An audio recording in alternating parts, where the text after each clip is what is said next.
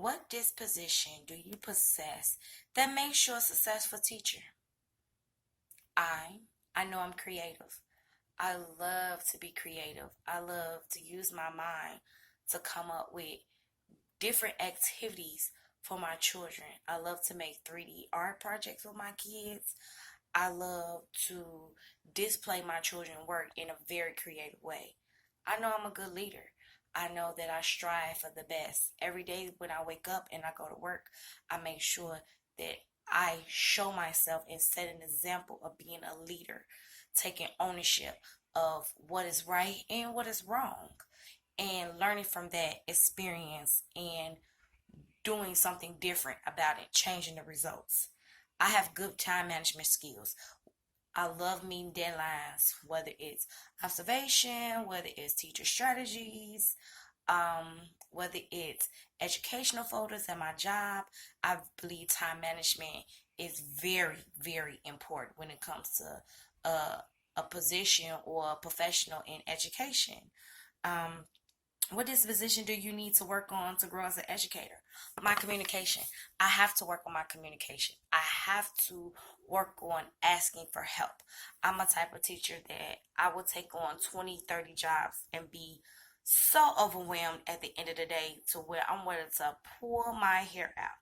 But what I need to work on is saying, hey, can you help me with this? Hey, can you show me how to do this?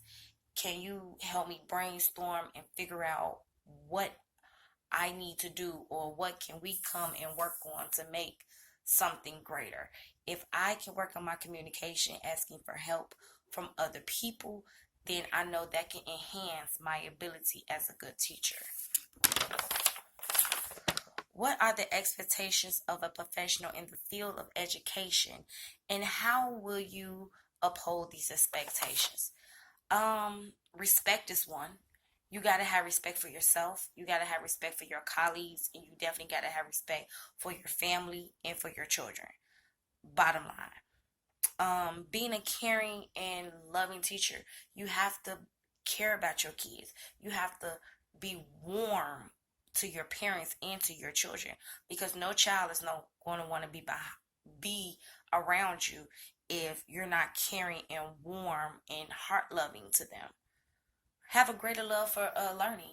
If you don't have a love for learning or a love for children, then this is definitely not the profession or the field that you need to be in.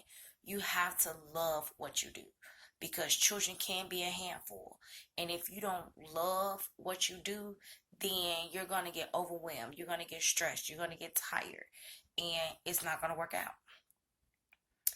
Leadership and being professional, whether it's the way you dress, making sure that you're always clean, iron when you go to work, making sure you look like a teacher and not like you just woke up out the bed.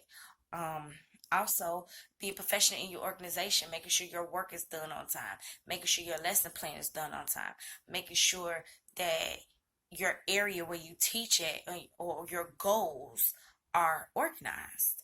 To teach children upon development, to supply children with different education no goals and strategy support to support these goals.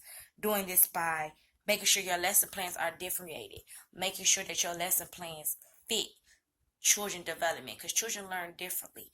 They have different development stages that they go through, especially children with special needs. So you definitely got to make sure that your lesson plan fits the area and the time frame that you're trying to teach your children. And that's it.